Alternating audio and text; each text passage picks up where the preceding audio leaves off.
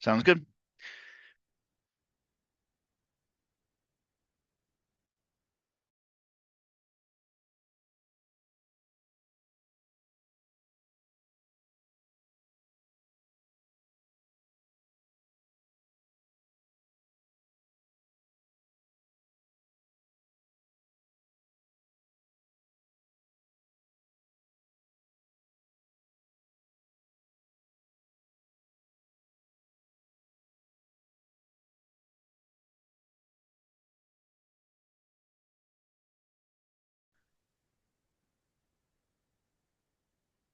Hello all, my name is Brian B. and I am proud to serve as your co-chair. This is the IDEAS Advisory Council from Denver Human Services, and I call to order the beginning of our February 25th, 2025 public meeting.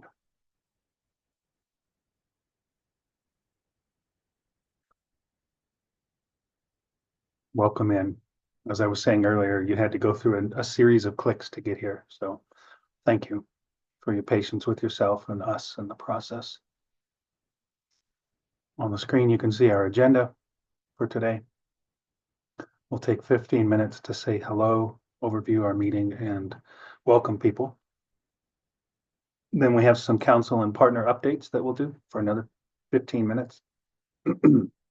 We have a form review for those that are officially onboarded as voting members that we will look at, including the conflict of interest. And we'll all take a break. Feel free to turn your camera off, for that matter, all throughout. We'll have a time for a recruitment planning discussion. We'll have public comment. We have 2 registered public comments. And then we'll talk about planning for our next meeting. So again, welcome in.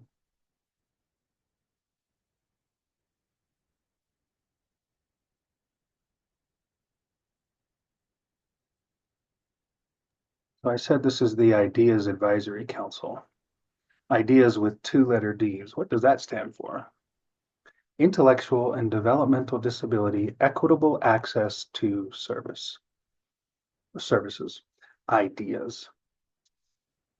Our mission is that the IDEAS partners with the community to marriage local taxpayer dollars dedicated for Denver residents with intellectual and developmental disabilities and developmental delay. I said marriage. The word is manage. That was fun. Vision. We strive to make Denver an inclusive community where people with IDD feel welcome, valued, and empowered to live the lives that they envision for themselves. IDEAS Advisory Council is comprised of Denver residents with lived experience with IDD.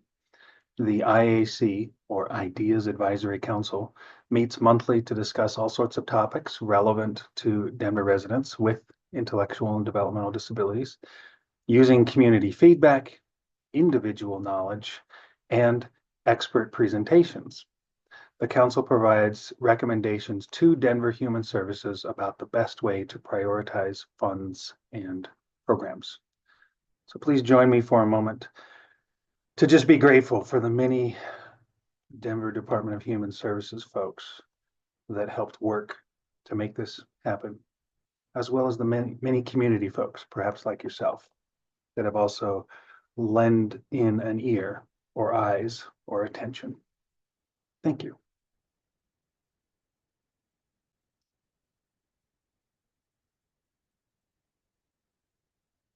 We have a couple of guidelines to help support so that we share space together today. And you can see that they're on the screen. Looks to me like there's about 9 of them. So one would be respectful of everyone in the meeting. Stay muted unless you're speaking to the group. Then you can raise your electronic hand to unmute and speak. And if you introduce when you speak, then those who are not looking or see differently will have more access to know who's talking. So, hi, this is Brian B. We try to stay on topic and consider if the point that's being shared speaks to the benefit of people in Denver with IDD. All of our meetings are public, and so they are recorded. You probably had to click a button that said OK, or maybe it's still sitting there at the top of your Zoom screen to just acknowledge that this is being recorded. The information in the chat is also posted publicly. For those that are voting members here, would you please ensure that your settings in the chat are switched? It automatically defaults you to hosts and panelists, and you're going to click and change it to everyone. Last month, I find that mine kept switching back to hosts and panelists, so you might have to check back in on that setting in the chat for voting members. We ask that votes happen in the chat and that you switch it over the settings. Stay safe during the meetings. What do you need to do to be safe? For me, I need to be hydrated. For me, I stand. Other people might need to sit, or whatever you need to do. If you need to stay safe, you may need to leave, and then please rejoin when it is safe for you to do so. Please respect and honor the Denver Code of Ethics. No artificial intelligence, or AI, or other third-party accounts or apps are used or allowed here unless express permission is given before the meeting. Why do we say that? Well, AI is helping many people with IDD be able to access things like our conference or our webinar or our meeting.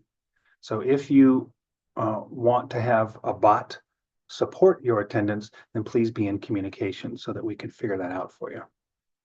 And lastly, number 9, with all those rules, man, have fun. Let your hair down, speak up, and let's go, community. All right. Wonderful. Thank you, Brian. If I might just chime in a little bit on here. That was perfect and awesome. Yes, no AI. And so if anybody does have questions, please email me at Corey, Corey, .Boyle at denvergov.org, or you can email the IDEAS email, which is IDEAS, IDDEAS at denvergov.org. And that is to ensure that we're allowing the most accommodating and accessible experience for everyone, while also ensuring that no technology is in any kind of way derailing the meeting or disrupting anything. Always just make sure your votes are happening in the chat. And 2, also please make sure that you are respectful of everybody attending the meeting. This means that keeping our conversation as heated as they may be, as emotional as we may be in a meeting, try to make sure that we stay on topic and that we always center our community as professionally and as politely as possible.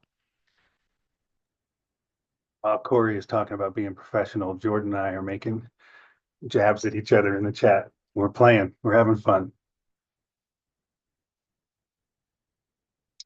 All right, introductions. It's now time to meet our participants from near and far. The voting members, we don't get to include those that are watching the recording later or those that are not voting members. Thank you for your patience with that process.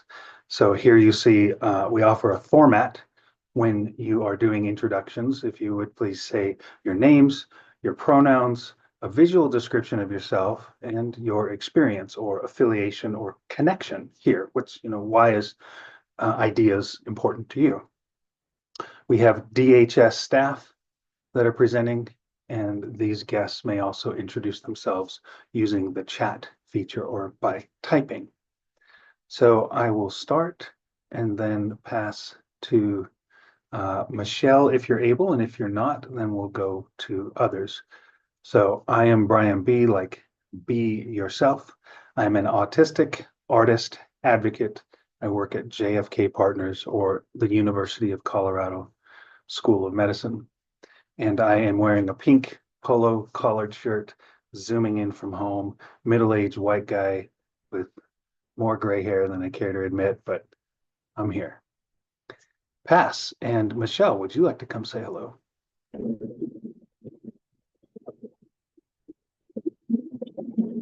Yes, thank you so much, Brian. I am Michelle, and last name today is M-A-Y, and my favorite pronouns are she, her. I still believe me in the pronouns. Anyway, I am here today vicariously commuting back to my home office. Today I'm wearing black. I am I think I'd like to be about 100, so yeah, I'm about middle age now. So I'm African American female. I have on a black scarf, and a white shirt, and anime glasses, and so I'm commuting in my vehicle, and yes, I'm safe.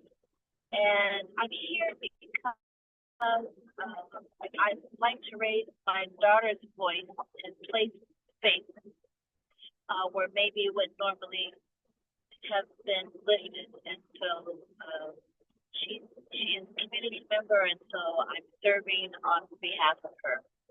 And I cannot see for other members that are present, so I'm going to go off and just ask that one of our other voting members raises their voice and introduces themselves. Thank you. Thank you, Michelle. I'll jump in. This is Alexa Gagne, a new council member. Hello, everyone. I am I just forgot how old I was, 43-year-old white woman, dark brown hair, and I'm wearing a red Arizona sweatshirt representing my alma mater, University of Arizona. I work in marketing and communications for Denver Rescue Mission, and I serve this committee in honor of my almost 3-year-old daughter with Down syndrome, and really excited to be here and learn and with you all. So I will pass it to Stephanie.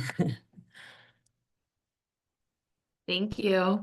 Hi, everyone. My name is Stephanie Gross. I use she, her pronouns. Hi, Brian. I am presenting as a white female working from home today.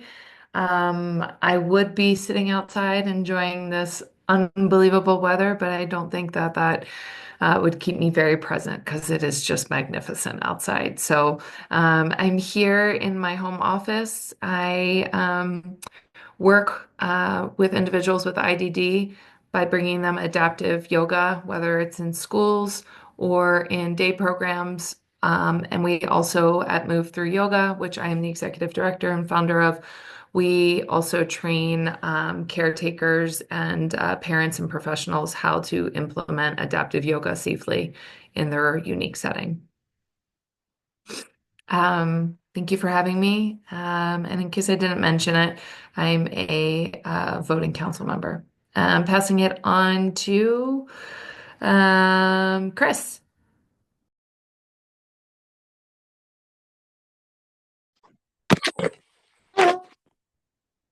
Sorry, I just took a bite of my bagel.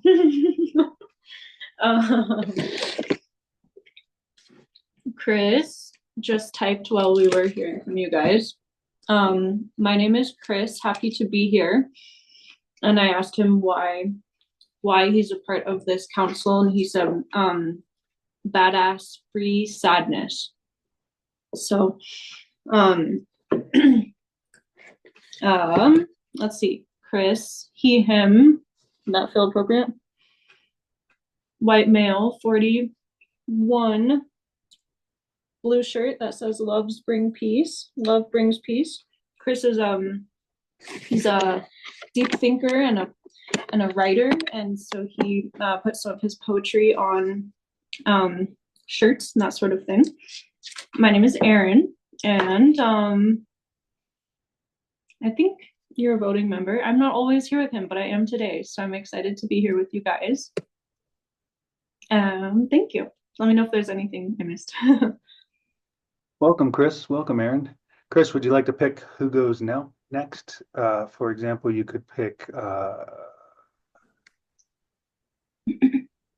I think Kisley might be the only one Yeah, I think, left. yeah. Cool. Kisley. Hi, good afternoon. I'm Kisley Blue. I'm the program manager in the Mill Levy Department at Rocky Mountain Human Services. I'm a non-voting member, um, but my pronouns are she, her, and I'm a Black woman in my early 40s, and I'm here in my home office wearing black today, and very happy to join you guys. Sorry for my tardy. Welcome to the party. Thank you, everyone. I'm going to jump in here. This is Corey Boyle speaking. Chances are, if you're here, you have interacted with me already in some way. But in case you don't know, I am the Denver Human Services staff liaison. I help set the agendas and make sure that these meetings happen on the days that they are supposed to happen. I am a white male presenting person with square, kind of dark rimmed glasses, short brown hair, a headset on, some stubble on the lower side of my face, and a dark blue shirt in a Denver city skyline background. And that's that. I will resume sharing in a second here.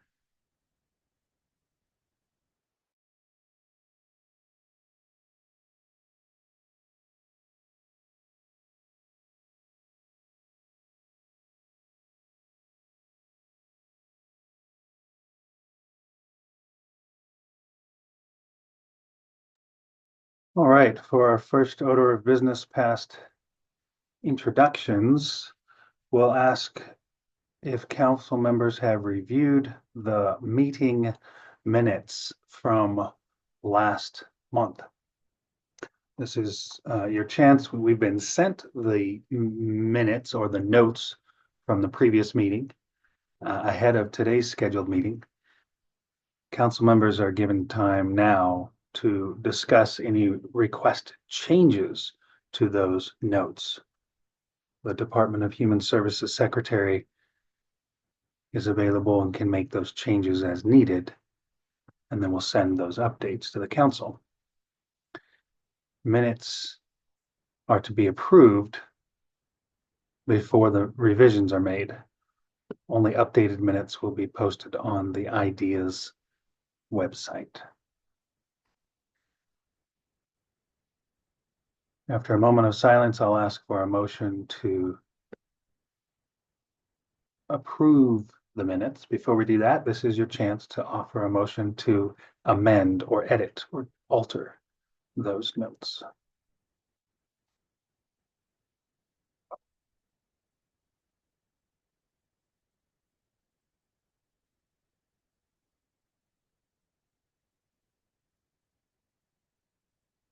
I hear the scrambling of email.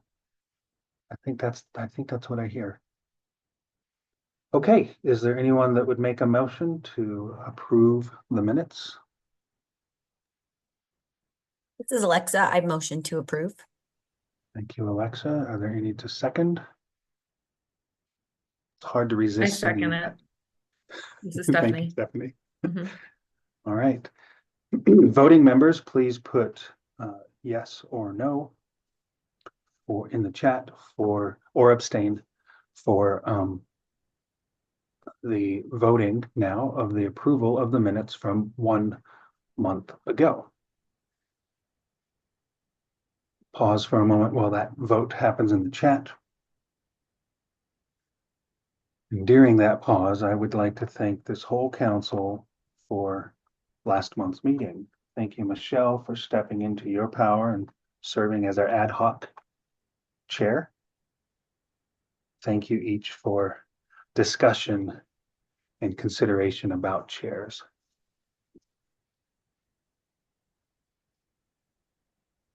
We have 2 yes votes in the chat. 3. All right. There's our 5. Thanks, Chris. All right. So minutes have been approved, and we can move to our next slide.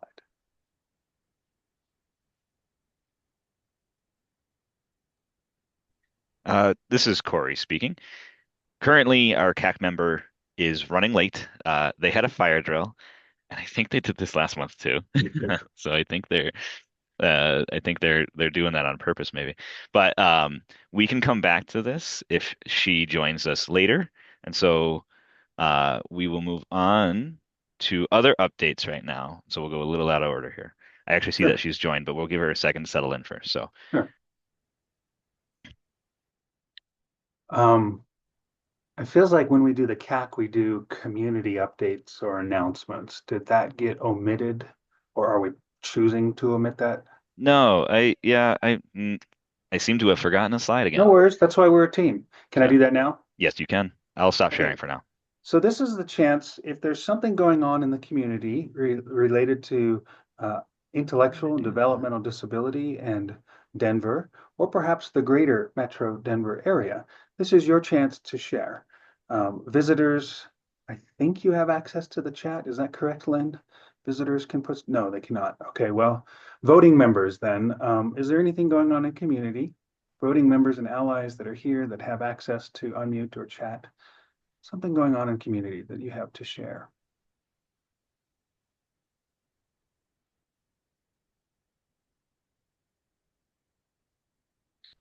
Upcoming One thing in the events. community, the Special Olympics fundraiser is happening and throughout the state of Colorado, the different polar plunges and the 5Ks. So just to look into that, that's always a great one. The one at Wash Park, the one here in Denver is happening this upcoming weekend. So it's always a great opportunity to connect the community with, um, yeah, with everyone. So, and it's not too cold, hopefully. And there's a 5K that's like a walk run beforehand. That's really great to be able to. I really encourage people to do walk, roll, stroll, however you want to move around. And in Wash Park, it's pretty great. This is Alexa, Molly. I just wanted to second that. My family did the polar plunge last year. We're not able to do it this year, but it was a wonderful experience and you're right, not too cold. But a really cool setup. So that's a great plug. Excellent. Thank you so much. Other community announcements, happenings.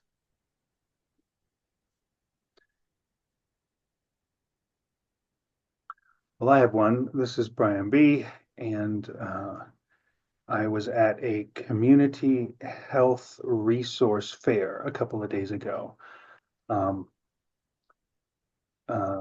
Torres Vega, it was great to see you there. What was her name? Dick Dennison, Jeanette, at one of the ARCs. Great. I'm glad you pulled me aside and said your face looks familiar. This was for people with disabilities and people without insurance and people on Medicaid to have kind of all in under one roof, a chance to go around and meet different people that may be able to help support. So it's nice to be in community, play with some puzzles, hear some games, and get some connections. If you were one of the vendors there, thank you. Thank you for spending some of your Saturday. Any other community announcements? Things coming up. I have one when I get into the home office to share. Okay, yeah, Michelle, we'll make space for you to share that later. And then well, let me pause. Any other announcements? Okay. Can we go to our Community Advisory Council over at Rocky Mountain Human Services? Is our Hi. liaison available to share about that? Yeah. Hi, I'm Molly Mason. Sorry for being late. Yes, there was another fire drill at school. Tuesdays at 1 o'clock are a popular time end of the month to have those fire drills, and it was unannounced again. So apologies for that, for being late. I'll introduce myself to Molly Mason. I have brown hair. I'm wearing a black cardigan and red t-shirt. And yes, I had the honor of joining my first Rocky Mountain Human Services CAC meeting last Tuesday. And we talked about the bylaws and kind of went over bylaw review and looking at the council's purpose and scope with the changes that Rocky Mountain Human Services has gone through. So like considering that, we went through the different bylaws and then kind of also looking at it for next month as well, kind of tabled it. Those were the main parts that they were welcoming. And Kisley, I don't know if there's other things to share too. This is my first time. That was a great job, Molly. Hi, everybody. Kisley Blue, Rocky Mountain Human Services. The only other thing that I would add is just that we talked briefly about our community initiatives and how happy we are to be able to award some mill levy funding to 8 returning community initiatives, and we have a total of 16 projects, but we're not prepared to announce who our business partners are currently, as we are still waiting to execute those contracts. But if this committee is interested in knowing who the returning projects are, I'm happy to share that with this committee. Excellent. Please join me to interact just a little bit. If you haven't played with it yet, there's a Zoom button at the bottom that lets you react. And I'm going to throw a thumbs up. Why not? And that is for Molly. Welcome, Molly, as our new liaison in serving in that role. That decision happened last month. Thank you for your leadership and your voice and your presence. All right. We'll go back over to our agenda, and I believe we are about to welcome a discussion on forms, conflict of interest forms. Corey, would you like me to do this, or would you like to take the mic? I'm gonna snag the mic if that's okay. All right, everybody, this is Corey Boyle speaking. Thank you all. Again, I got another somewhat dry topic for you this month. I promise it'll get more fun as the year goes on. But we do have to talk about conflicts of interest. I wanted to offer the space for council members to discuss that while also promoting transparency for our members of the public to let them know how we view conflict of interest and how we take it very seriously here at the council. Every year, council members, you are all required to fill out a conflict of interest form. Sometimes they're referred to as declarations of interests. I have sent those out to each of you so far already. These forms document your affiliations, relationships, and financial interests so that we can be public, transparent about those relations and avoid any potential conflict of interests that may arise from your role on this specific IDEAS Advisory Council. It has to be filled out every year. Even if you filled it out when you came on during orientation, we still got to do it every year following. And in addition to that, if you gain a new relationship, then you need to fill out a new form for me that I can document. You don't need to go back and revise the old form or anything like that. I simply need to know that you have this new relationship, that you have this new financial network going on, so that I can record that. They are stored here. I keep those in our files. If anybody ever needs any help filling those forms out, technically, let me know. I am more than happy. I'm doing my best to update their accessibility, but I know that that doesn't always mean that they are still accessible. So please let me know if you need any help filling anything out, if you have questions about what goes where or how to do it. In that same vein, I want to kind of just have a little bit of a philosophical discussion about conflicts of interests, and I would very much invite Jordan Humphreys to help me with this. But overall, conflicts of interest are important for us to consider because you are, everybody here, as a voting member, you are an official in the city and county of Denver. That means that we adhere to the Denver Code of Ethics. So it's important that we represent the interests and needs of our community of Denver, and specifically people with IDD, in line with our ordinance and our rules that govern the IDEAS program. And I'm just going to read these 5 off verbatim here. In general, this means that you will not use your position as an IDEAS Advisory Council member for individual gain. You will be transparent and honest about your relationships and connections. You will not speak to or promote individual products, service, organizations, or other entities that primarily benefit yourself, your families, or others that you hold a relationship with. You will champion the community and put their needs above your individual interests. And when a conflict of interest is possible, you will declare this and recuse yourself and abstain from official actions and votes.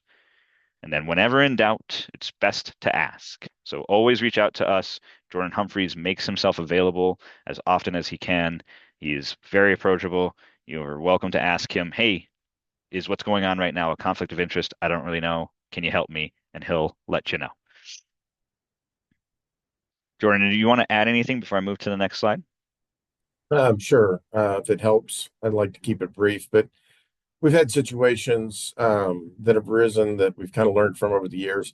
One of the biggest risks is as we are developing ideas uh, about what we think we want to recommend to DHS as far as programs to spend money on or contracts we want them to pursue, things of that sort. Just be forward thinking and very honest with yourself as to whether there is any personal interest that you might have in the creation of this, and that maybe you have a job that's related to the services that you want to promote through DHS, or you have a best friend who has a company that could benefit from a contract if it were put out, and you're creating the scope of what that might be in the recommendation.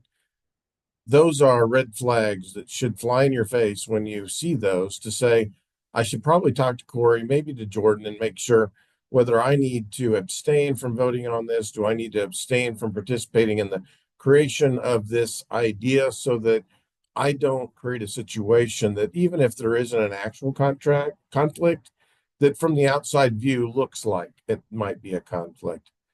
Case in point, let's look at recent news and Elon Musk working at the White House. And people talking about conflicts of interest that he might have in doing his work at Trump's behest that might benefit his companies. That's a perfect example of a situation where you really need to be transparent. You need to be honest with yourself, and you need to be forward thinking, and either remove yourself from the process or remove yourself from the development of the recommendation or from the actual vote, so that we don't have even the appearance of a conflict. Now, that can get really tricky. We have lots of folks here. It's a small community that serves IDD folks.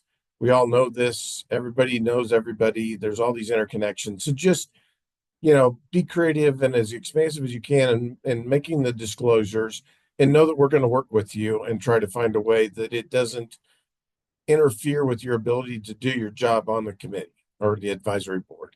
That's kind of the easiest way I can. But if you have, I don't want to get into a whole bunch of hypotheticals because they can go, to the nth degree. But if anybody has specific questions or anything else, I'm happy to discuss this. It is not been as big an issue as it was in the formative years of this group, so I'm not as concerned about it. But for example, we had some companies submit a proposal to DHS on a contract bid, and lo and behold, on page 23 or whatever it was a picture of one of our council members who was a board member and didn't disclose it, and developed the entire idea that they were bidding on to contract.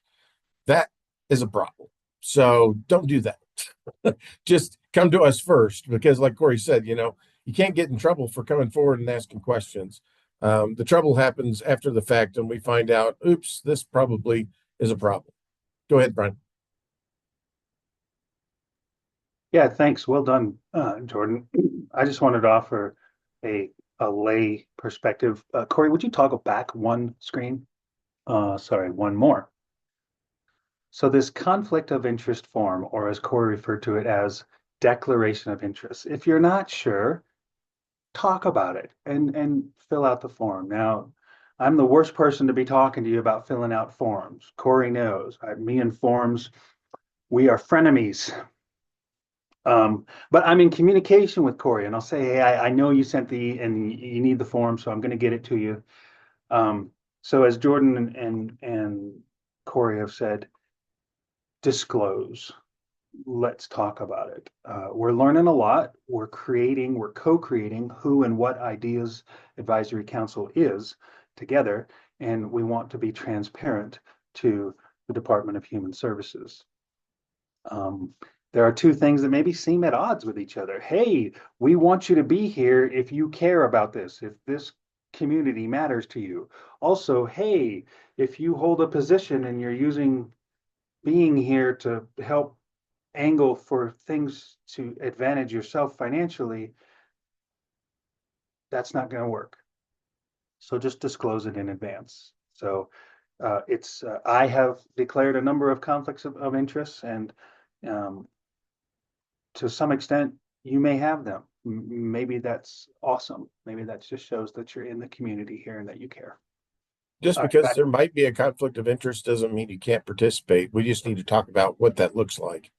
And it's a worn out adage. Sorry to talk over you, Brian, but I can't find the button to raise my hand because I'm technologically challenged. It's kind of like trying to say Worcestershire sauce. Um, it's this is the situation where it's better to ask permission than forgiveness. And I'll leave it at that. Awesome. Thank you both. This is Corey Boyle speaking again.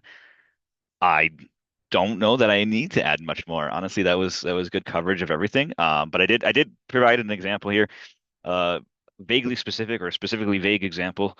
But let's say that through our work here, we have a discussion that people decide that Denver community needs orthopedic shoes. Perhaps for folks who are experiencing homelessness, might help them in some way. This is a fully random example. However, this discussion that's being had is being had without the knowledge that one of our members runs an orthopedic shoe company. They manufacture orthotics and prosthetics or something like that. They might have an interest in bidding. Later on, they submit a proposal to the eventual RFP that came from that recommendation to provide these shoes. That right there is a pretty big no.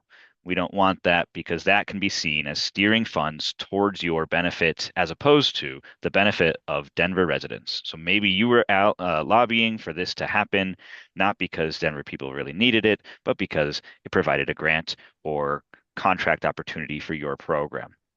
However, what you could do instead is announce your relationships. We want transparency. We want full, open honesty. We want trust with our community. So say, hey, this is a great conversation. I do view this as a need. However, I run an orthopedic shoe company, or somebody who would be interested in eventually writing a proposal for what could come of this conversation.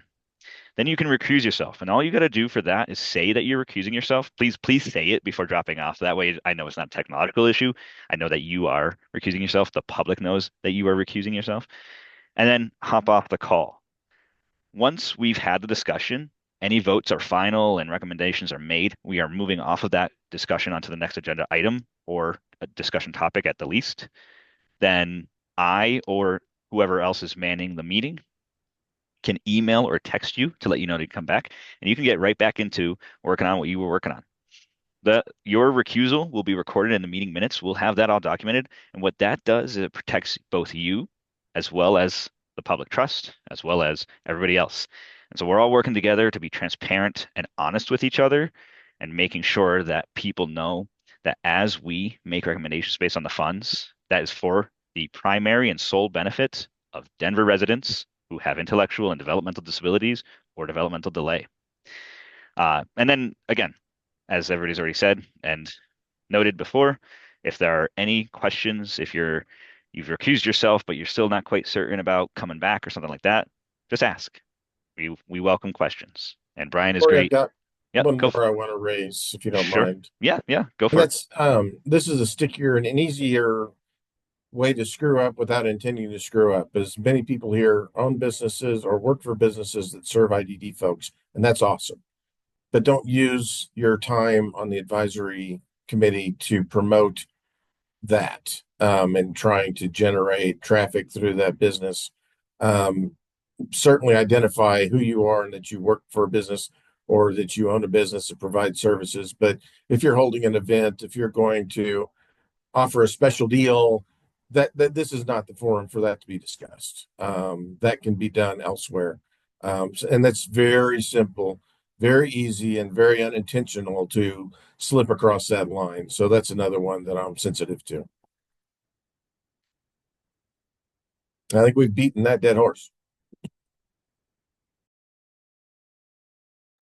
Okay. I wanted to offer at least a few minutes here so that if any council members had questions, weren't sure about conflicts of interest or anything like that, I didn't want to just say all this to you and expect you to fill out the forms. I wanted to offer some discussion. So at this time, this would be a great moment to do questions. We are at 1:45.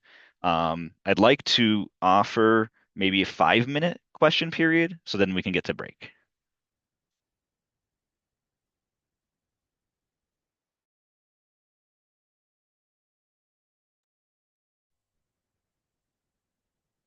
Corey, this is Alexa. I had a quick question. If we do have a new thing come up or conflict, should we just shoot you an email to update our form? Or is it something we have? I can't remember. Yeah, just reach out to me. Okay, It's the easiest way.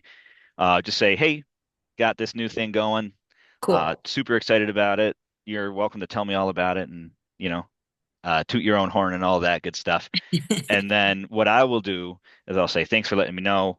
Here is a blank copy of the form, and then you can fill that out. And then what I'll do is I'll merge the copies together. But that way you are signing it, you are filling it out, and it's Okay, documented that you have provided that information. And then I store it in your personal file. thank you. Go ahead, Michaela. This is Michaela speaking. Corey, am I remembering correctly too on that form that we would are hoping our council members will declare potential conflicts of interest that their members of their immediate family may have as well? So like Yes. if their spouse is on a board of an agency or their mother or sibling or works for an organization, we would want to know about it so we can kind of help you recuse yourself. And I think, as Corey and Brian mentioned, that preserves integrity and trust, but also we wouldn't want you to not recuse yourself unintentionally, and then perhaps your family member's organization would want to apply for that contract after we put out a RFP on it, but we would, potentially not be able to award it even if they were the highest scoring applicant due to that conflict of interest. So really that also preserves the ability for us to potentially make awards to those organizations, knowing that there was no conflict of interest at play. And just so you know, that has happened, and it's not fun for anybody to tell somebody, no, we think you're a great proposal, but we've got a conflict of interest problem, so we're not going to be able to consider you. That is not fun. Don't put us in that position, please. But otherwise, don't fret about this. I mean, we're making it sound all serious and scary, and it's not. It's real simple. Again, just disclose, and we'll support you through.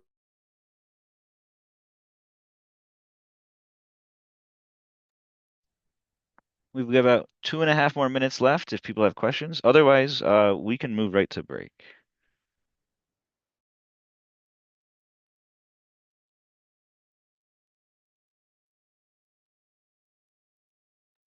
We have Brian break dance while we break.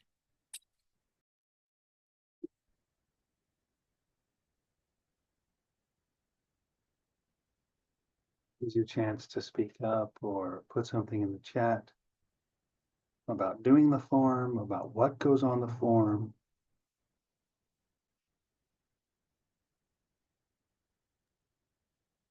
Well, if nobody does have any questions, I guess I'm gonna make a little addendum here. Before I go into break and Brian begins his breakdancing session, um, Kisley, I'm going to read out a question in the chat here. Chris asks, can we know the community initiatives you mentioned the funding being awarded to when there's a chance? This might be a good time for that chance, if you can.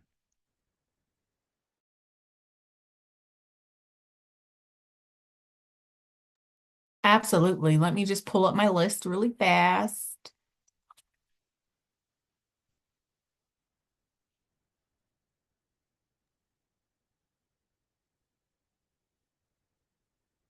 All right. So we have 7 returning community initiatives. And those returning projects are Access Gallery, Ability Connection Ramp, our CCDC, which is our legal resource for guardianships and probate support, El Grupo Vida, Jovial Gardens, TACT, and the Rise School of Denver.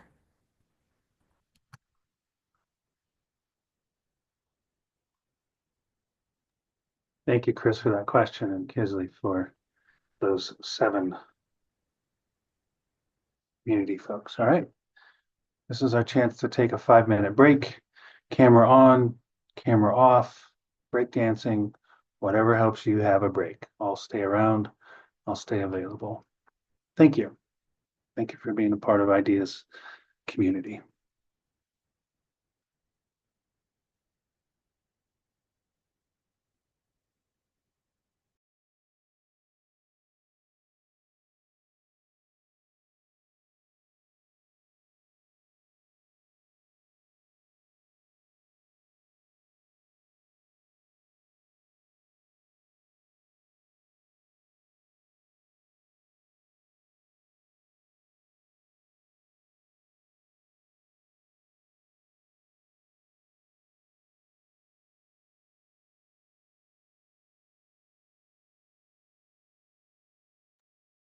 Also, Michelle, when we come back, that might be a good chance for you to open up with our additional community announcement that you wanted to share earlier. So I'll invite you that when we officially start again. Okay, appreciate that. I have it all pulled up.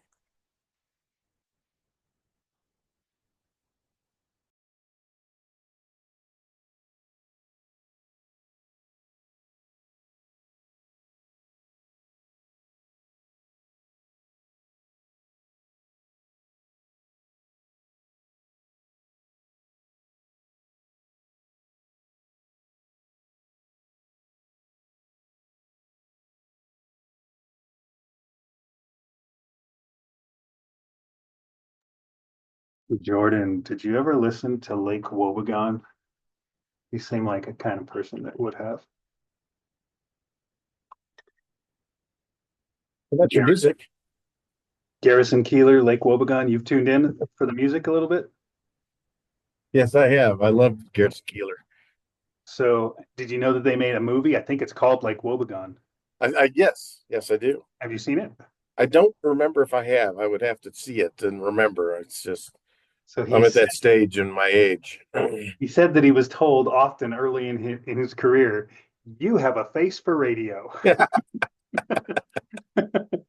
Yes, that may have been where that came from. Although I didn't know the reference specifically. Do love No, it. your voice was so good, then I had to make fun of you a different way. Yeah. And that's cool that you saw the original. Wow. Yeah. Yeah. My daughter convinced us to go several years ago, and we went and had lunch at a cafe, and it was just fabulous. And it was just like a block or so to get over to the museum, and the wind's blowing like crazy in our face, and we're hurrying to get, out of the wind. And somewhere between the cafe and the uh, entrance to the museum, some thief reached into my wife's backpack without her even noticing and pulled out a rather large wallet that was red that had maybe $100 cash and her driver's license and the keys to her car and a couple other things, but did not have our passports, did not have, the tickets to various things that we needed. So it was an experience. I mean, talk about professional. It was I'm not happy about it, but I was very impressed. I mean, the guy knew his job, and then it was one of those deals where she just ended up at the back of the pack. There was all kinds of people, and he just managed to get her in the back of the pack and reached in without anybody seeing. I mean, it was crazy. We ran back to the cafe thinking she left it there. Oh no! Looked in all the trash cans to see if he dumped the wallet. After he took out the good stuff. Never found anything. Sorry that happened, man. But the museum was amazing. All the museums. I don't know if you. That's just it's just the architecture of the museums. It's just jaw dropping, nonstop jaw dropping. Talking Brian, about the painting Brian, behind. hi. This is Stephanie. I'm so sorry to No, chime please. in. I have to get going. Oh wait, Cora just replied. A quorum is 3, so Yep. as long as we still have that, we'll be Yeah, okay. and we do. I believe we have 4 after you exit. Yeah. Okay. All right. Great. Corey, I'm going to send you my form. Thank you for the reminder today. And I look forward to connecting with everyone later. Thank you. Thanks, Stephanie. Have a good one. You too, so long. Bye.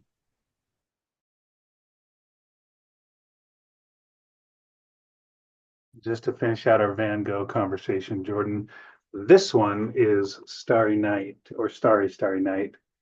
And the one behind me is the same artist, but just a different. Yeah, now that one's over, not the Seine, it's a different location. Um, and the one you have is actually in New York, Metropolitan Museum of Art, I believe. I have not been to that one.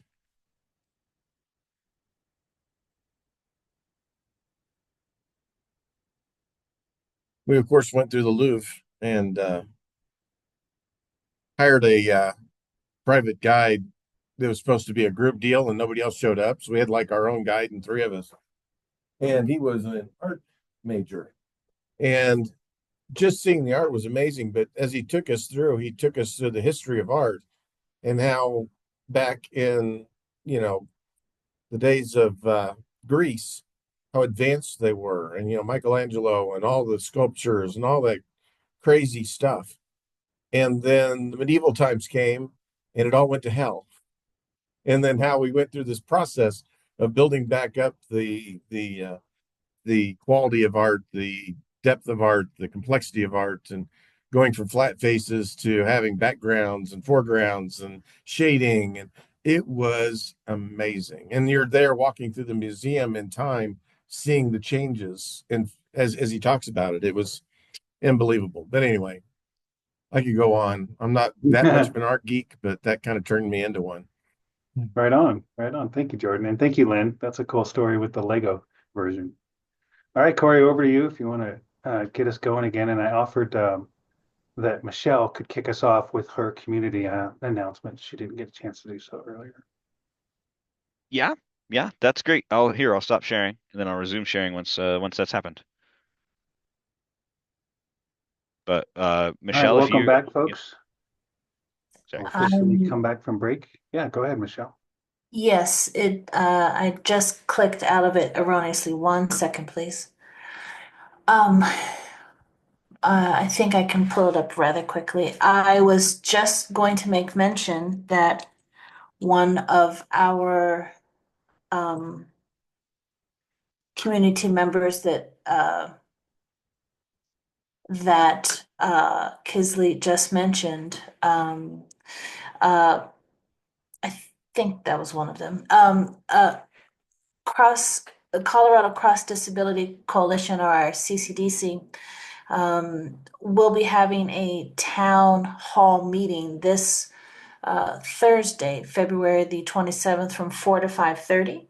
They are going to be addressing the nearly $1 billion worth of cuts that's being proposed. Uh, I forgot if that bill particularly originates in the House or in the Senate. However, a House was voting on it today, could be passed over to the Senate.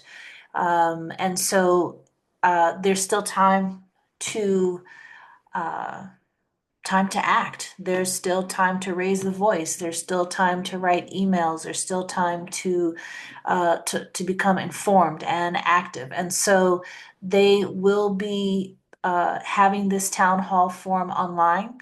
And again, this is directly impacting all of us in the disability community, as that nearly $1 trillion in cuts that are being proposed are largely to Medicaid recipients and waiver folk. And just as a very high level note, the reason if the cut to Medicaid does not scare you, the thing that is deeply impactful is to understand that here in Colorado, we have a waiver system. There are about 80,000 persons that are in our community that are either receiving long-term services, meaning Medicaid, or there are 50,000 members that are on some sort of a waiver. What happens, particularly in Colorado, and this is why we need to be informed, why we need to act, is that uh, in Colorado, we have a part of our Constitution, the mandate that we must, with regards to Medicare, Medicaid, we must fund it. So we have to figure out how to fund it, and that's mandated that we have to do it. But for the 50 or so thousand community members, that's 50,000, 50,000 community members plus community members that are on a waiver. Our waivers are not federally mandated. So that means that Colorado uh, does not have to continue to support our waiver system because it's not federally mandated that we do that. So what that means is when it's upon the state to figure out how to fund those waivers. It is not related to federal monies. So there's in terms of being required to fund. So again, CCDC will be having a town hall. You can go to ccdconline.org, find the registration link. And again, that is this Thursday, the 27th from 4 to 5:30.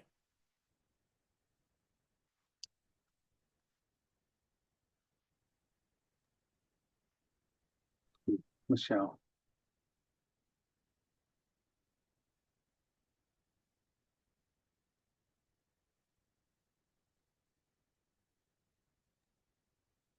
Thank you, Michelle, for that update. This is Corey speaking again, everybody. We're going to move on to our 2025 recruitment. We tried to talk about this last time, but it got cut a little short. So wanted to bring it back. Wanted to just very quickly review some things for y'all, and then let the council discuss how they feel like they would best participate in this. So in 2024, we recruited 3 great new members through broad advertisement and our use of known networks. So folks got emails, folks might have seen flyers, things like that. Right now, recruitment is open. I've announced it. I've sent this out to our community connections email. It's on our website. Applications are posted. We've also recently gotten those applications translated into Spanish and Vietnamese. And if anybody would like those translated applications, in case they have somebody in mind who would like to interact with those in those languages, please let me know. I'll send them over to you. Currently, we have 4 open seats that we need to fill. And we are hoping to fill them with folks that identify as a member of varying communities represented in Denver that receive services for intellectual and developmental disabilities or developmental delay. That includes people of color, LGBTQIA+, children and youth 3 to 17 who would be represented by their parents or caregivers and providers. We won't be recruiting any 3-year-olds to our council. Adults over age 60, which also could be represented by those who work with them, but also by themselves. Male identifying individuals and residents of city council districts 1, 2, 3, 5, and 9. Currently, nobody in those geographic areas is part of our council, and that's excluding. This is just council voting members that are included in these communities. So this doesn't include like myself or anybody else that's not a non-voting member. So I wanted to open the floor to the council members, letting them know that this was kind of our plan. A few updates. I currently have 9 applications in, which is great. I've been doing my own outreach with a lot of people because we are trying to better invite with intention members of the diverse communities of Denver. We have been intentionally making relationships, reaching out to people, and I've been meeting with them both in person and virtually to say, hey, this is the IDEAS Advisory Council. We are recruiting. Would you know of people who would fit within these communities or represent these communities or advocate for these communities who would like to join us? And that's so far actually worked out pretty well. However, there's more to be done within this next month. Applications will close in April, so keep that in mind. We have pretty much this next month to get on this and get some more applications in. And I'd like to make sure that everybody gets a fair shake at trying for this. Um, Once applications do close, there's also a chance and opportunity for council members to further be involved in the interview process, where we ask people about their connections to the Denver community and people with intellectual and developmental disabilities. We use equitable standardized ratings to help us figure out who, because even out of the current 9 we have now, plus however many more we get, selecting 4 can be very difficult. So I invite people to kind of join that interview process and to help us best select those who would be best representative for our council. And then as we've talked, and Brian, I'll let you speak more to this kind of stuff, but we've talked also about further than that in terms of council member retention and recruitment plans for future years. And so we can always consider too opportunities to take our recruitment now and bring that into the future, both in onboarding members, helping them feel comfortable, helping orientation best benefit them, but then also in helping them to retain their council member status and their connection to us, whether they're current members or past members, member alumni. So I'm going to open up the floor for you guys now to all discuss this, and we will talk about it. Just a heads up, we do have public comments today, and so by 2:35 at the latest, we will have to wrap this discussion to then have public comment, and I'll talk more about that at that point. But I'm going to stop sharing so that you guys can have some discourse.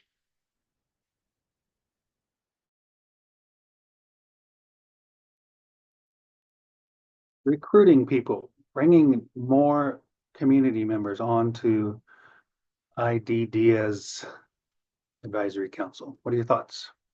What are your questions? What are your successes? What are your challenges?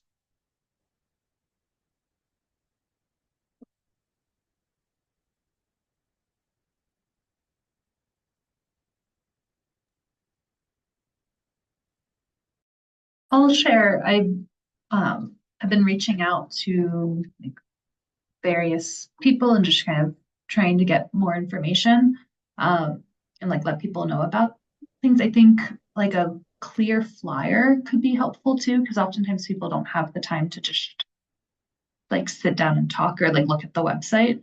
I don't know. That's something that like I've noticed when I'm trying to explain to students, or more visuals be something. Oh, sorry, Michelle, I saw you raise your hand. I did not see that before. Sorry. But yeah, that's something that like trying to explain what the purpose is without just looking at the website and kind of, I really liked your blurb, the blurb that you shared, Corey, of like how to start the conversation and like introducing people in that email that you sent last month was great.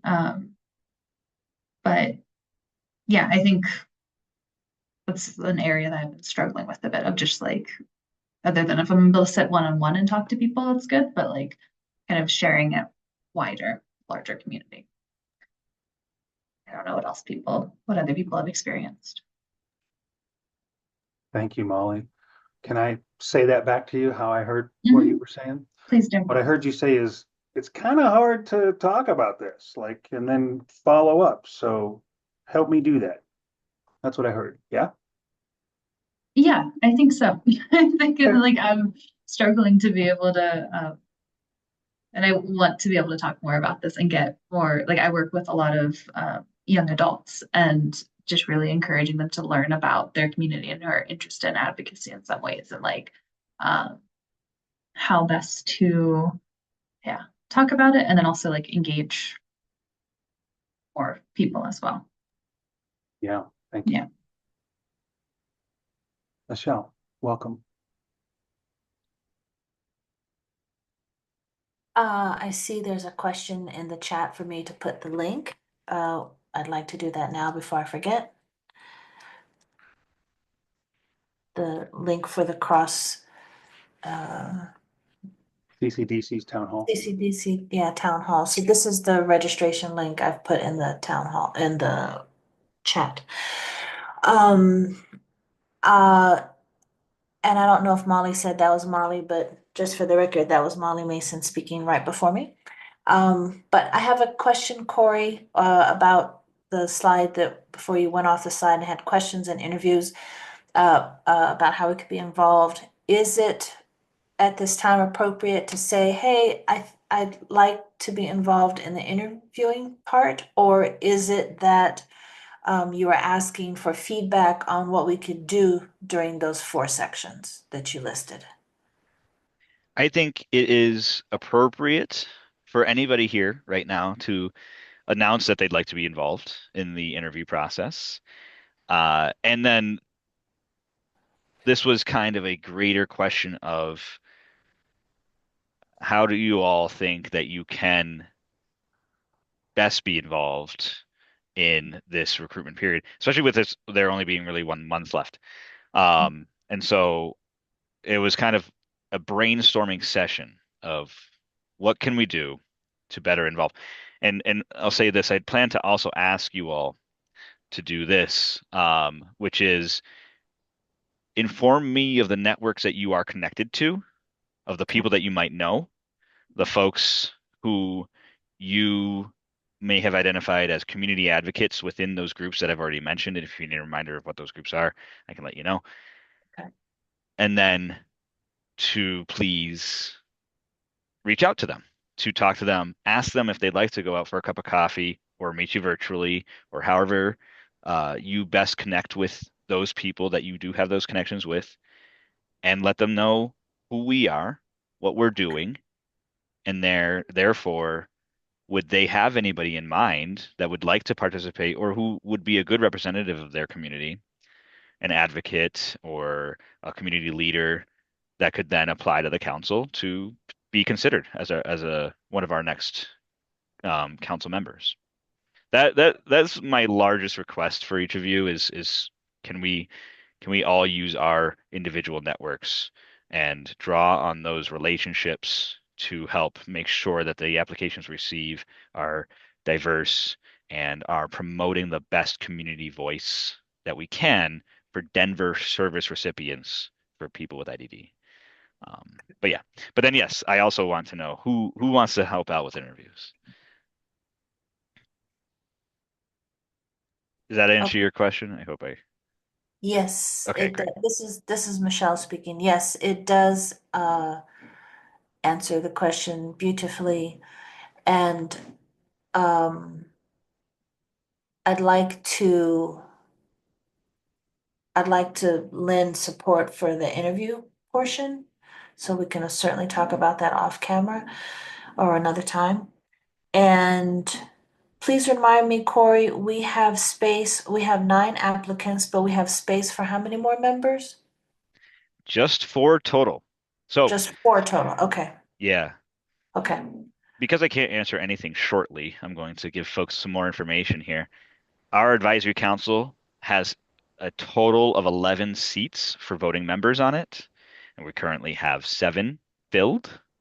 And so having 4 this year would be great for 2 reasons. One, we'd get to that full 11, and so we'd have full discourse, do wonderful talks with a full council.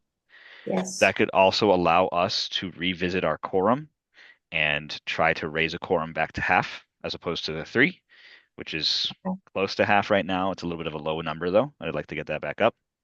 And then additionally, um, getting 4 in this year would really help us with staggered terms so that as more people roll off, there's never a period where all everybody's off and then we're recruiting for a full council the next year, you know?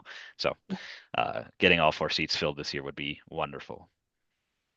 And Corey, finally, can we email you off, can we ask you how long we all have to serve? I personally cannot remember. Yes, yep. I can I have all the information there. I can gather the confirmation letters and terms and all Okay. that. Okay, Um thank you. yeah, and I'll be sending them out. Some of y'all again, more information than you asked for, but some of you all will be getting some more confirmation letters soon for extended terms and all that. So, yeah.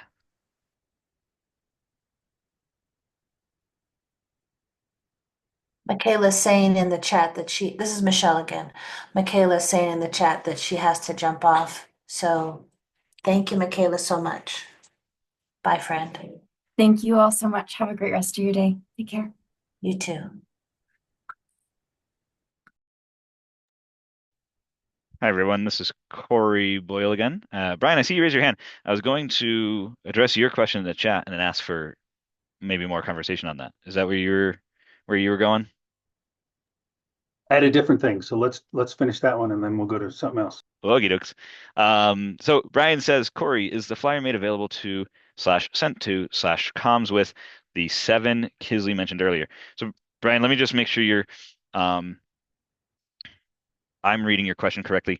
Are you asking if the flyer advertising our council and its recruitment sent to the organizations that Kisley mentioned?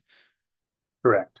I don't think I've sent it to them specifically. A few of them probably did get it just through our network list, but I can make sure to send it over to them, or I can at least maybe send it to RMHS and see if they would like to disseminate it. I'll I can follow up on that. We can work on that. It seems to make sense to me. You know, there's a thing called a cold call. Well, I would call this a warm call. Like those are 7 initiatives. These are community partners. They're already playing in the sandbox.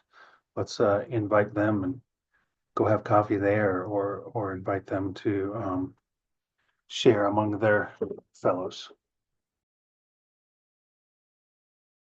I think that's a great idea.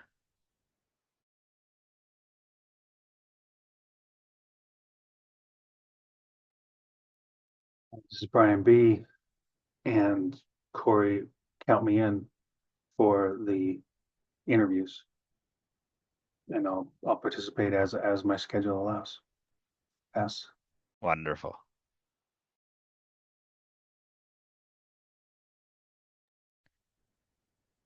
Okay.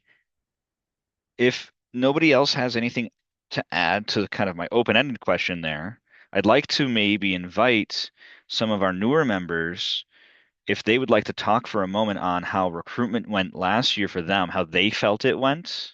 A little bit of feedback from me never hurts, but then also we can use that information to consider this year's recruitment and what we could do based on your experiences last year and how that all went. So Alexa and Molly, you are the two here that are new. Do either of you have opinions or thoughts that you'd like to share now in the context of recruitment and how we plan for future recruitment?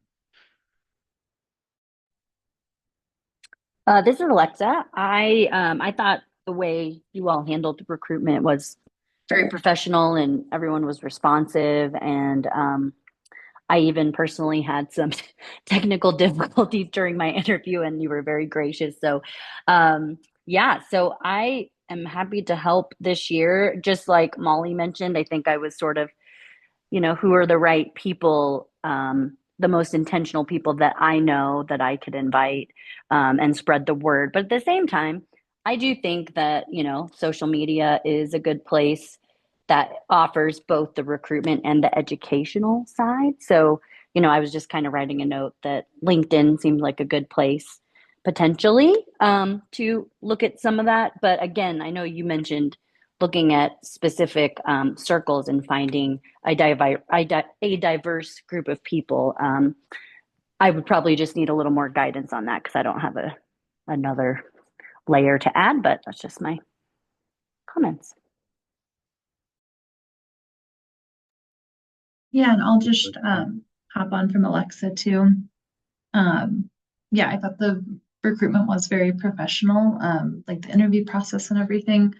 And I think I gave this feedback last week when we talked about it, or last month. But one thing is just understanding what the timeline was a little confusing because like I submitted an application and didn't hear for a while and then wasn't really clear when we were going to have the interview and then not hearing. So kind of understanding what is the like quote unquote typical timeline for applications, interviews and then hearing back. If there is a typical timeline or like what to expect, I guess, after somebody submits an application. Because I kind of felt like Corey, like I was bothering you when I was email back or like be like, what's going on? Did you get my application or what was happening?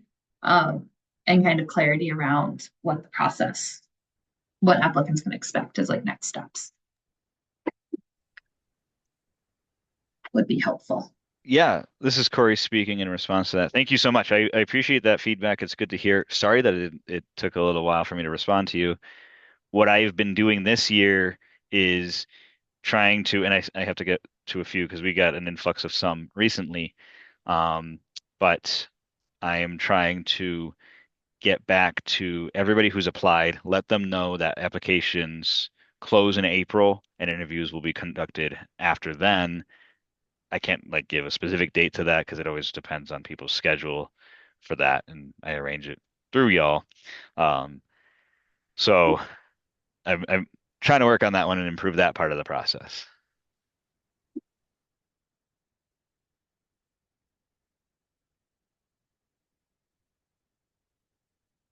Yeah, of course. Sorry. Thank you. And sorry, that was Molly Mason speaking. This was Molly's. Apologies. Okay. Well, thank you both for that feedback. I appreciate that. Um, Yeah, and Jordan is writing in the chat right now. I like the idea of each of us taking a few minutes to check our LinkedIn contacts to see if anyone might be interested in IDD issues and send them a quick LinkedIn message asking if they would be interested in knowing more about Denver's IDEAS program and advisory com. I like that a lot. That's actually pretty great. Um,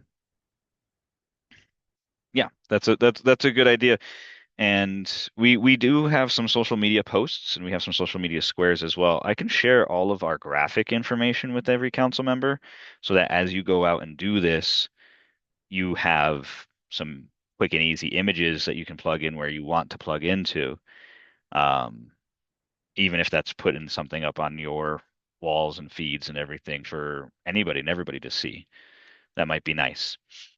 Um, And they have QR codes so that people can easily go to our website and find our recruitment application form and where that's located. So that's all great. I appreciate that in the conversation around all this. What I would ask then at this time is if council members specifically would want to take on any formal work in reaching out to any specific populations. I don't know.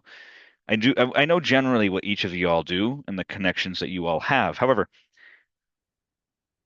you might have more than I know. And so I'd like to hear from you all either now or through email later where I can maybe remember it and keep it stored somewhere.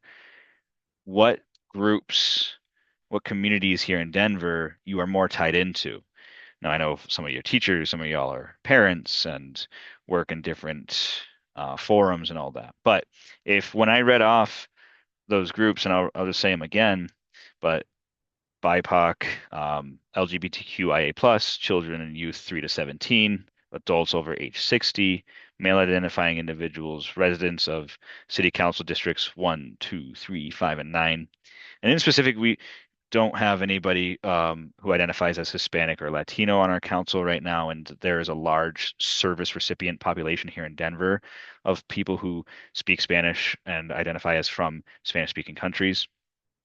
If any of you have formal connections or at least known experience working with community leaders in those groups, I would love to know that. And then I would love for you to maybe take the lead on reaching out and really plying on intentional relationships with them. Um, so that would be great. I'm just reading some of the chat here, sorry. I'll read out what Jordan Humphreys has written. His next one is leverage current affairs and use them as an example of reasons to get involved locally to make a direct impact on benefits supportive of the IDD community, i.e., as Michelle DeMay introduced, the current discussion in Congress around cutting Medicaid. There's a lot of discussion going around that's very important, so we want to make sure that everybody's at the table. So we've got about 10 more minutes on this discussion, but if nobody else has anything to add or anything specific to say, you're always welcome to connect with me offline. But otherwise, we can maybe move over to public comment in a few minutes, but I'll give you guys some more space right now.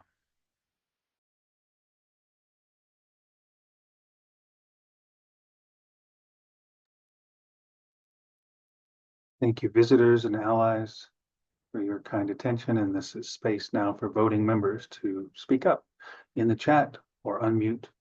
Raise your hand if you wish to. And what about recruiting others? There's a couple of populations that are not represented here. Corey just mentioned one population that receives a fair amount of services and they're not represented here. What are your thoughts? What do you want to say?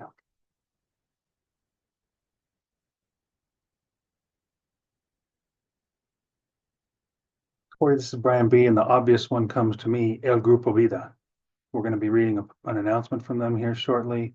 They play in this sandbox. That's the place to bring in Latinx voices.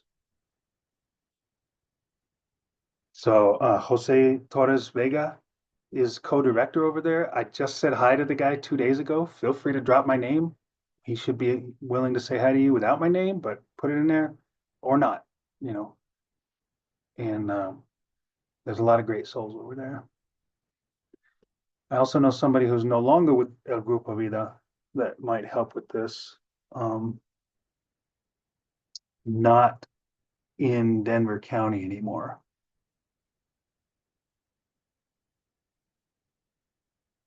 But they might help connect you or something. But I think Grupo Vida is more organizational. This other one is, an individual, but she's phenomenal and pretty networked. So tap me on the shoulder if I can be of help.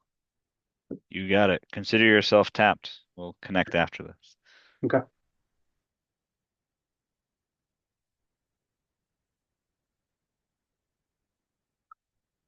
Corey, quick question for you. Do we have space today to talk about what we're doing in next month? And I don't mean you and I, but among the council. Is that on our agenda? No. Sorry, can you just repeat that question real quick? Is there space among our whole advisory today to talk about what happens in March IDEAS Advisory Council? Yeah, I always set It's like on the five, agenda. Okay, cool. yeah, 5 minutes to talk about it. But if you want to talk about it now, we have a little bit of time. I'll get into it when we do. So let's stay on for now about recruitment. So who else has something they would like to voice in?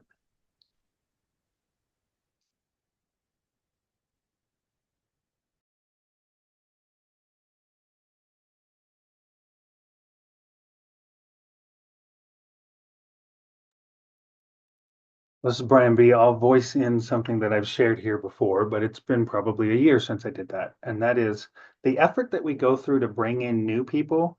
I'd like to see us do similar efforts to connect with the people that were here, that were serving here, and that now have moved on because their term expired or because they moved or whatever way. And along a similar vein, for those that we went through the effort, they maybe applied, maybe they weren't selected. What are we doing to engage them and say, here's some of our community partners. They could sure use somebody on their advisory board or in their research project or in their whatever they've got going on. So I don't know if that's something I'll do as co-chair here in this 2025 year. But if any of you have interest to help, please come help. I just feel like we could be doing a better job of riding the wind where we're already sailing to connect with people and stay connected with them and help them stay plugged in. Pass.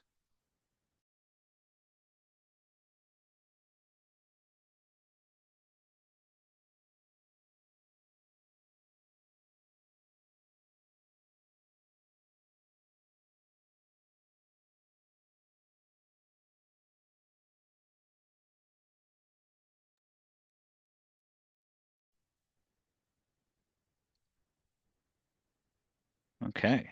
This is Corey Boyle speaking. Thank you, Ryan. I always welcome that. A reminder to people as we get together, whenever there are more than a few of us in a room, we can't conduct business unless it is in a publicly announced place. However, that doesn't mean that we can't work on things and maybe get a little group together, committee or something, to work on council retention and quality of life here on the council, just as Brian is talking about, where we maybe put some practices into place for reaching out to our alumni and other friends and folks that have been on the council and maybe are gone or are still currently on, all that to make sure things are going well. I also always welcome feedback. So yeah, yep, Jordan just mentioned two or less. Um, and that doesn't include me, really, Jordan, right? Like I could sit in with the two of them and we could talk about this or that. I'm not a voting member, right? Cool. Perfect.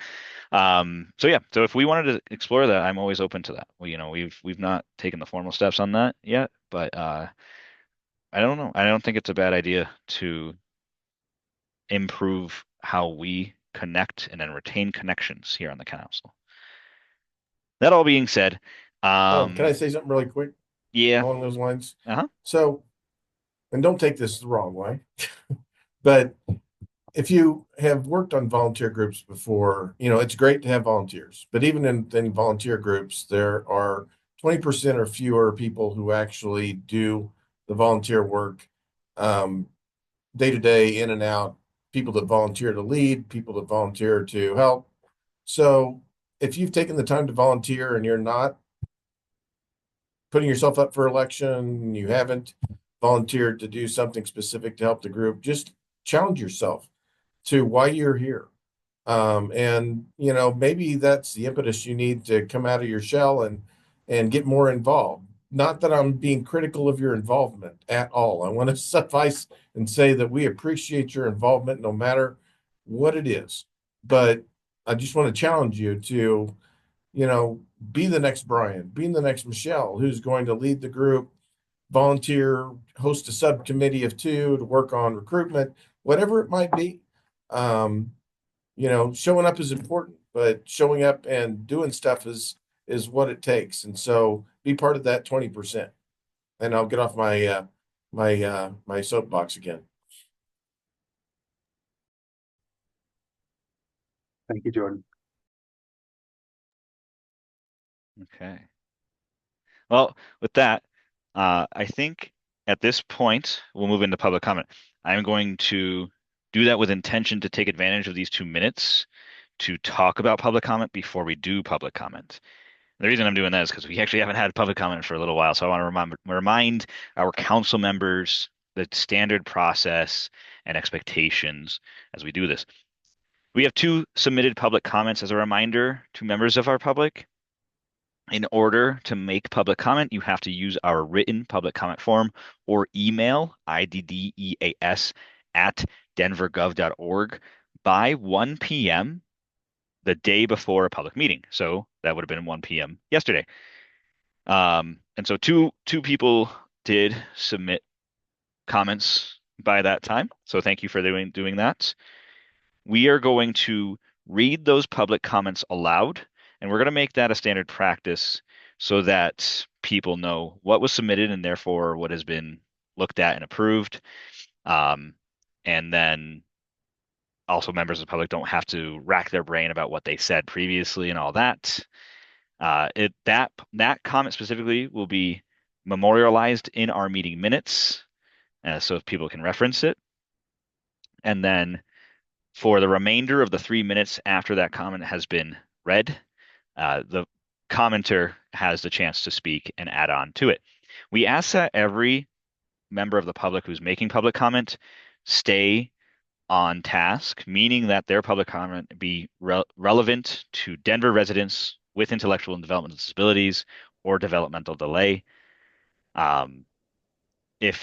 If we get too off task, I will give a gentle reminder to please bring it back to and stay on topic before we eventually either have to put you back on mute.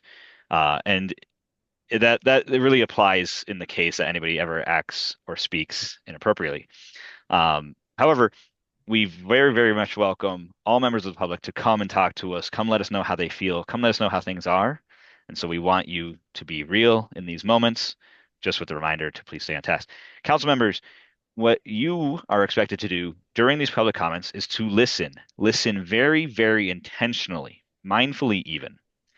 We do not respond to the comments. We do not interrupt commenters as they speak unless I myself need to for the fact of just decorum and making sure their meetings aren't disrupted. But otherwise, we let our commenters have their time and have their space. They are going to talk. We are going to listen. And then at the end of the meeting, we always have time to set an agenda. If there's ever a topic that seems as very important to our community to talk about, then we can put that on agenda for a following meeting. Does that make sense to everybody? That way we aren't having any kind of back and forth. That way hopefully the members of our public can feel safe in this forum to come and talk to us. Don't feel like we are going to respond in any kind of unwanted way to them. Okay? It's a safe space. We want to keep it a safe space. We are very intentional about that. So with that being said, Brian, you have the comments pulled up, you said? I do. Okay, are you ready to start with the first one? I am. All right. And before I get to the second one, Corey, just something for you to consider. I am actually working on that project in the second one, so that may influence whether you still want me to be the one to voice that public comment. So consider that while I read the first one. Okay. Reading a public comment is not advocating, in my humble opinion. I don't see any problem with that, Brian, but thank you for bringing it up and asking if it would be something that moves forward within the council, then we'd have to reevaluate your level of involvement. Right on. Okay. All right. So our first public commenter is by Elisa Alcancela, co-executive director of El Grupo Vida, a nonprofit organization supporting immigrants with disabilities and their families through training, resources, including basic needs, and connection with services. I would like to provide an update on the impact of new policies on the lives of immigrants with IDD and their families in Denver. These past weeks have brought the reality of collective fear due to ICE raids and the targeting of low-income apartments and shelters. A group of organizations, including EGV, has been advocating through various initiatives. Know Your Rights, training, mental health support, distribution of flyers, and information with tools to maintain calm in difficult situations. One of the concerns we are facing is delivering this information effectively to our IDD population. We are working to provide the information in various formats and create opportunities for practical training exercises. Additionally, I would like to share that we continue receiving newcomers with IDD. Due to the closure of newcomer programs, such as the Denver Asylum Seeker Program, Denver lacks shelter capacity to support them. The Salvation Army is currently the only organization supporting unhoused families, and their waiting list is so long that people must call daily and may wait weeks or months to enter the program. El Grupo Vida has been working with the unhoused IDD newcomers and their families by providing the following: case management, support groups, emergency support. The partnership with the Mill Levy program and mission support from Rocky Mountain Human Services has been life-changing for families, helping them transition from being unhoused to finding a place they can call home. Thank you for this opportunity. Again, from Elisa Alcancela, co-executive director of El Grupo Vida. At this time, Elise, you have about 1 minute if you'd like to add anything on or expand upon that. Otherwise, you are welcome to remain on mute. Okay, thanks. We have the knowing Know Your Right Disability Right Focus, and it's going to be March 11, Tuesday from 5 to 7 p.m. I have the flyer and I can send to you to share with the council. Thanks. Excellent. If you have access to the chat and can put that in there, but if not, you can email it to Corey for dissemination, or perhaps both. I don't. Okay. Yes, yeah. Go ahead and email me that. Thank you.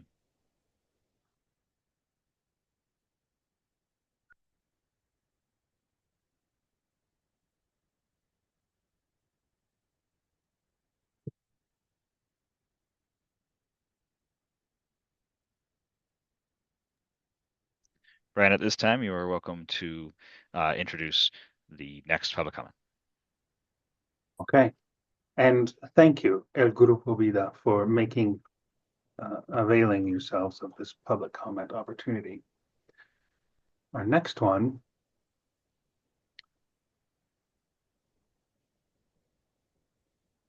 is from Neuro Inclusive Housing Solutions. Neuro Inclusive Housing Solutions is seeking self-advocate and family member participants across the state to gather for in-person and or virtual regional focus groups to help us understand A, B, and C. A, why adults with IDD and their families desire intentional communities as a housing option. B, what fears do people have about intentional communities? C, what policy or regulations can be used to protect intentional communities from becoming institutional in nature? Would you be able to assist in outreach by sending an email to your constituents with IDD? We can provide the content. Sharing about the study in an upcoming newsletter. We can provide the content. Thank you for your time and all you do for adults with IDD and their families. Again, that was by Neuro Inclusive Housing Solutions. At this time, Desiree, I have allowed your ability to talk. You have about 1 minute and 30 seconds if you would like to add on or expand upon that any more. Wonderful. Thank you so much. I'm Desiree Kamika Galloway, CEO of Neuro Inclusive Housing Solutions, and super excited about this research. This research is funded by the Colorado Developmental Disabilities Council, and we are going to be hosting these focus groups. The focus group in Denver has not yet been decided in terms of the location, day, or time. And so it would be important for you to visit the website. You can register to receive an email when we have decided on the location, day, and time. And the website is ihccolorado.org. And you can go to the Get Involved tab, and then there should be a drop down that says Intentional Community Research. So we will have a focus group in Denver in April, but it is to be determined in terms of day, location, and time. But I hope that you all are interested in participating. And if you are part of a larger organization, any assistance in outreach would be certainly appreciated. Thank you very much.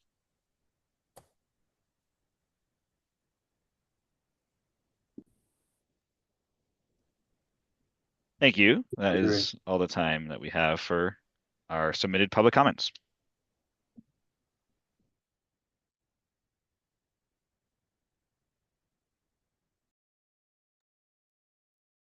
Hey, it's well done. And for those of you that have had children in the standard way, you probably have stretch marks as a result of that. It's the love marks that show the work. All of those guidelines that Corey provided us, those are our love marks. Those are our stretch marks to grow together because all that guidelines around public comment, we earned that. We stumbled and fumbled and made some mistakes, and we're doing what we can to co-create this space together. So thank you for those that signed up for public comment and came here and shared your voice. And thank you for all the listeners as well.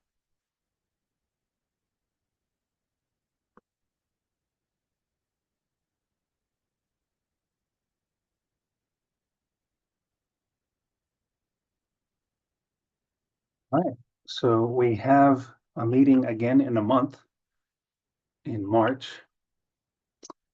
Do we have requests? I see Michelle with a big head nod, so you can use the chat, raise your hand, or simply unmute.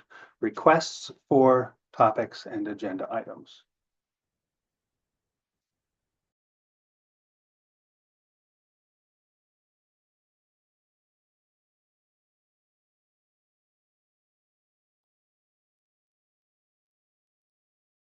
I'm going to wait a moment because I've been the one talking. I certainly have thoughts. Give you This is Alexa. Yeah, Alexa, welcome. Thanks, Brian. I'm sorry. Is this still public or did you want council members to jump in? This is not public comment. This is council members talking about our meeting in 1 month. Okay, thank you for clarifying. Sorry about that. I remember some information about kind of I don't know if it was a public relations campaign or some media. We had some updates on that maybe last fall. I would love to hear kind of an update on that if possible and how maybe council might be able to get involved with that. I'm seeing Corey with head nods, so I think that means duly noted. All right, excellent. I'm literally physically writing these down. Sorry. Right on. Old school was around for a long time. It got some things done. It got us to where we are. Michelle, welcome. I have a clarifying question. Did we land on I'm first, let me begin with an apology. I have CRS, can't remember beep sometimes, and so I don't remember if we landed on which meetings we were going to attempt to, or what times in this upcoming year we're going to attempt to meet in person. Corey, can you refresh me on what we landed on? Gladly. We never came up with specific dates for our in-person get-togethers. What we did decide is that we would have some, and that was an important thing to consider. But I myself don't have specific dates in mind. So what I would invite council members to do is to send me their best availability and preference of when they would like to get together in person, keeping in mind that our in-person get-togethers we did decide would be non-public business, meaning that we're getting together, we're breaking bread, having fun, but we are not discussing council business that would need a public notice and therefore a hybrid model where we're recording and doing all that. And instead we are coming together, having fun, talking about things that aren't related to our roles here, and instead are talking about other things. They can still be related to Denver residents with IDD, but in a non-business way. So that being said, I would invite the chairs and go ahead, Michelle. Sorry. And as a follow-up, can you remind me what month or months we do not gather? Typically, we don't gather in December. December, thank you. Yeah, and it used to be that we didn't gather in January, but we seem to like to get together in January now. Okay, thank you. Yeah. Corey, I thought we discussed maybe like holding 1 or 2 business meetings in person this year, and I think maybe that's what you're referring to, Michelle. Yeah, we considered that, and I'd have to go back to the minutes, but thought we kind of came to the conclusion that that would be a bit of a bear. But that being said, I don't mind considering it again, and we could try to have a meeting in person. That would take more planning because I would need to reserve a space that everybody can attend, and I would need to also record it, which could be done here in our building, again, with notice, and I'd have to do all the checks through our security and everything. Because we do have those little like Teams bars that could show the meeting. Um, and people could still participate that way virtually if they so chose. Um, so we could do it. But I don't have that on our agenda quite yet. I just know that we want to meet in person, and so I'm working to get that, but I haven't set a date or anything like that yet.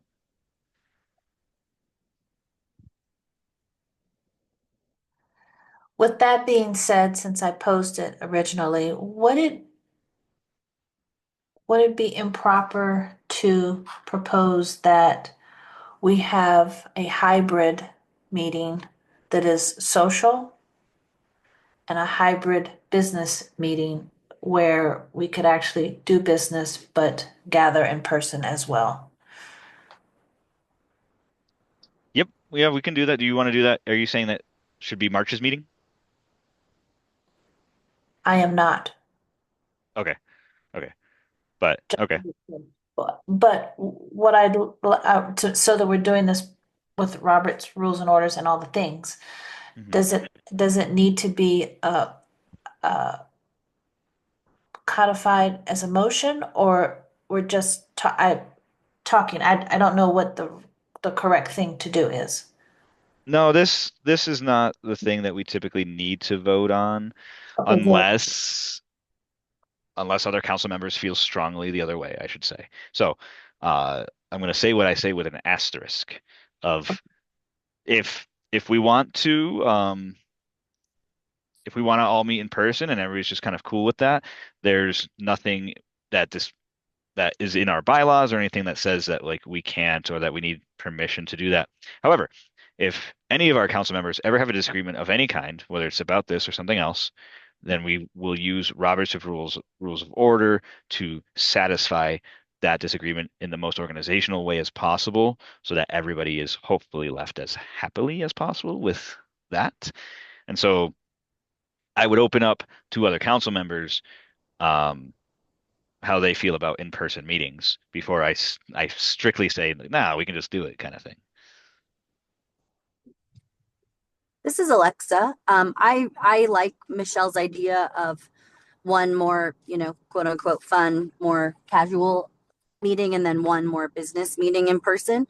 I just think it would be great if we could like schedule it out maybe a little further so that everyone has time to get it on their calendar ahead of time. But I think it's a great idea.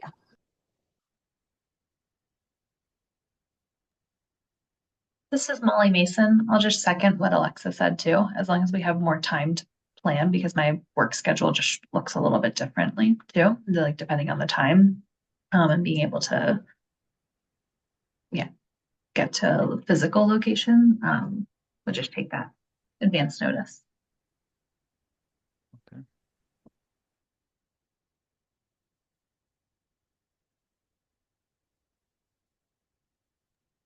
Okay, heard. Advance notice is always good, and I don't think that necessitates any kind of like formal, we need a motion on this or that. What I would ask is this. Um, it would be, oh, and I see Brian's message in the chat here. It says, I'm for in person, hybrid virtual, also hybrid some social, some official bids, tour of DHS building and functions. The tour would have to be arranged. I would definitely need to talk to security before I can say yes to that. But I'm not opposed. I don't know how fun that'll be, to be honest. But I'm not opposed to you seeing where we work and all of that. And then you can also, see us all in person too. So that would be great. What I would ask is maybe a little bit of help from the council on this one. Jordan, is there any reason that a single council member, whether they be chair or not, reach out individually to other council members to arrange an in-person get together for So scheduling and stuff like that? that's a really good question. And what you want to avoid, I haven't read the case, but I think there's some case law out there that if you're perceived as intentionally working around the two or fewer rule to have council business conducted without giving public notice, that's going to be a problem for you. So again, that's why I always like the subcommittees of two or folks and working with staff to tackle these kind of projects, I'll call them. If it's, if it's recruiting new members, if it's picking out meeting places, if it's deciding how to hold future meetings, that's a perfect example for someone to, again, I'll get on my soapbox, get involved, help out our staff. And, as long as it's two or fewer and staff, then I don't think it's going to run afoul of the Denver public meetings requirements or Colorado public meeting requirements to the extent they apply to us. So did I answer your question? I think so. All right. And yeah, I mean, back to the Roberts rules, we want to observe reasonable formality, but not everything requires formality, and changing, whether we're going to be in person or virtual. I don't think that we had any official vote when we went virtual in the first place, that I can remember. It's possible, but I love your idea that anytime a council member wants to have a formal discussion, motion, whatever, don't sit on your, don't put it under your, what they say, what's the old thing we learned in Sunday school? Don't put it under a bushel. Something like that. Just put it out there. Just put it out there. And we can do it. I'll shut up now. That's perfect. This is Corey talking. I think that's great. Yeah, if anybody ever just says, "Hey, I motion to," like, you are welcome to initiate a motion. You don't need to wait for your chairs to do it or ask for it. We do that to try to kind of help keep things going. But if ever a council member is like, "I need to make a motion right now because I really want to do this thing," you can do that. You might not get a second. You might in those kinds of cases, but that's all fine. Um, you know, the Robert's Rules of Order is to help facilitate the communication in an organized way.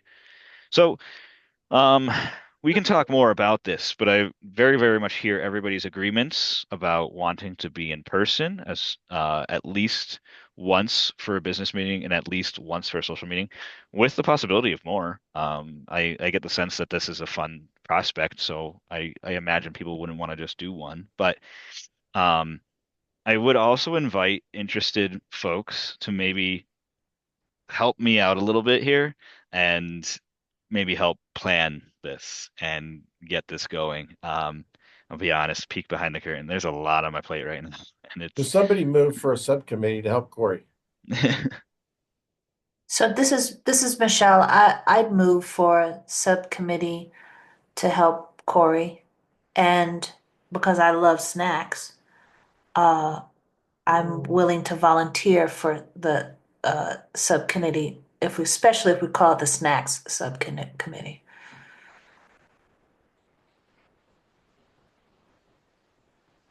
Do we have a second? Yeah, exactly what Jordan said. If you're in favor of a subcommittee for two people to help Corey out, put us together. I will second that motion. And Michelle, I appreciate the humor. This is Molly Mason. All right, snacks it is.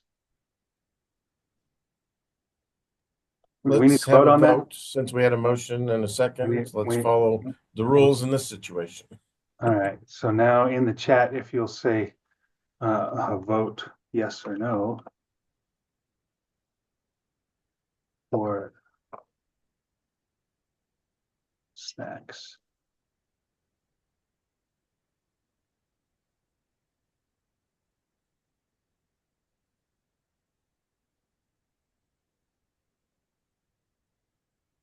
Three suffice. We did have one voting member just to exit. Three is a majority out of. Oh, you got four. the full. There we go. Well, we Okay. got one's a double vote, but three is a majority out of four right. total attending members still. Oops. And my thing defaulted back again to. There you go. All right. All right. Are we closing out now? Yeah. We've recorded that vote, though. Thank you, Go. So, can I get a motion to officially close our IDEAS Advisory Council meeting for today.